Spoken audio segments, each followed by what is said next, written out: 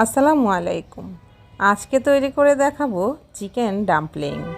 এটা শুধু ডাম্পলিংই না, এটা চিকেন মোমো কিংবা চিকেন ডিমসাম নামেও পরিচিত।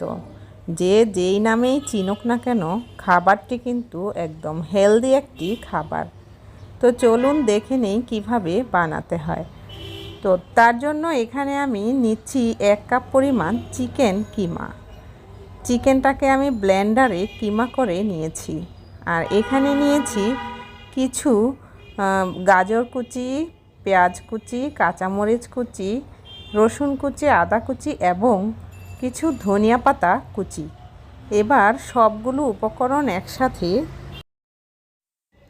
এখন দিয়ে দিচ্ছি 1/4 চা চামচ পরিমাণ কালো গোলমরিচ পাউডার, দিচ্ছি 1 টেবিল চামচ পরিমাণ সয়া সস, এখন দিচ্ছি পরিমাণ মতো লবণ। লবণটা অবশ্যই পরিমাণ মতো দিবেন, কারণ সয়া সসে কিন্তু লবণ থাকে। তারপর একটি চামচের সাহায্যে খুব ভালোভাবে মিশ্রণটিকে মিশিয়ে নিতে হবে। তো দেখুন আমার মিশ্রণটা মেশানো হয়ে গেছে। আমি আজকে এই ডিজাইনের মোমো তৈরি করে দেখাবো। তো আপনি চাইলে যে কোনো ডিজাইনেরই মোমো তৈরি করতে পারেন।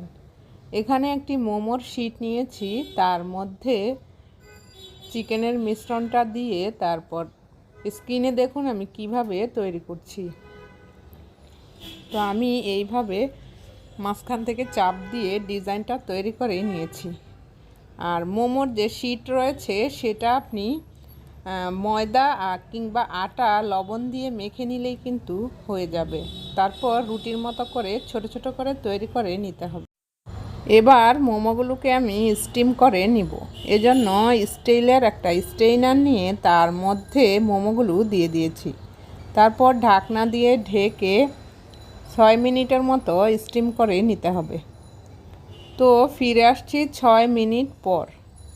5 থেকে 6 মিনিট এভাবে ভাপিয়ে নিলেই কিন্তু আপনার মোমোটা তৈরি হয়ে যাবে। এবার আমি মোমোগুলো পরিবেশন করে দেখাচ্ছি। দেখলেন তো কতটা সহজেই চিকেন মোমো তৈরি করা যায়। আর এটা খেতেও কিন্তু খুব মজার আর হেলদি একটি খাবার। অল্প পরিমাণে চিলি অয়েল দিয়ে তারপর পরিবেশন করেছি। তো আজকের মোমোর এই রেসিপিটি আপনার কাছে কেমন লাগলো সেটি কিন্তু কমেন্ট বক্সে কমেন্ট করে জানিয়ে দিতে পারেন।